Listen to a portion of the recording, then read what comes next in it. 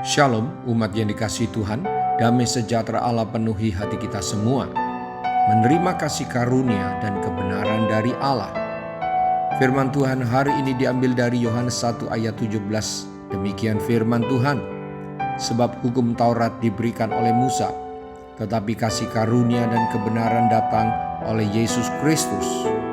Allah melalui Yohanes Pembaptis sedang menyampaikan pesan ilahi tentang pemberian kasih karunia dan kebenaran sesuai janji Allah.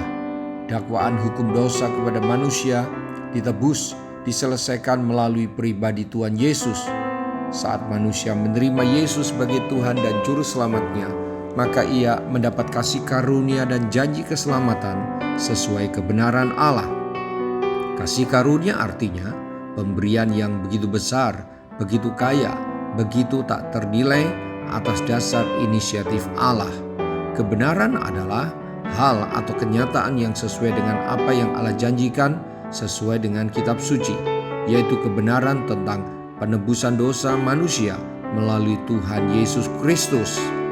Kasih karunia pengampunan dan keselamatan diberikan kepada manusia karena tidak mungkin manusia dapat menebus dosanya dan dibenarkan dengan perbuatan baiknya dalam bentuk apapun.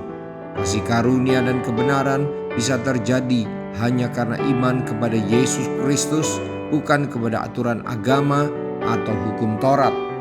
Bapak, Ibu, Saudara-saudari, ingatlah dan pastikan iman kita pada Yesus Kristus bukan pada ajaran agama yang identik dengan hukum Taurat, aliran ataupun ajaran moral serta filsafat tentang Allah. Ingat, tanpa Yesus Kristus yang memberikan kita kasih karunia dan kebenaran, maka kita akan selalu berada dalam ancaman tuntutan dosa dan ancaman kebinasaan walau giat dalam kegiatan agama sekalipun. Evaluasilah iman Kristen kita.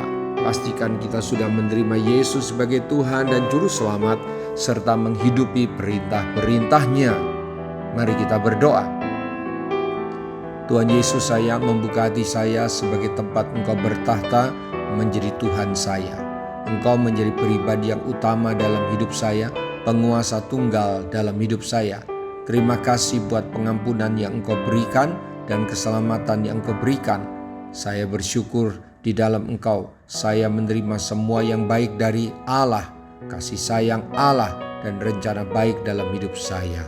Mampukan saya terus menghidupi perintah-perintah-Mu untuk menyenangkan hati-Mu dan agar saya bisa menjadi teladan yang baik bagi sesama. Dalam nama Tuhan Yesus, haleluya, amin. Sampai jumpa besok dengan suara gembala, firman Allah yang hidup. Tuhan Yesus memberkati.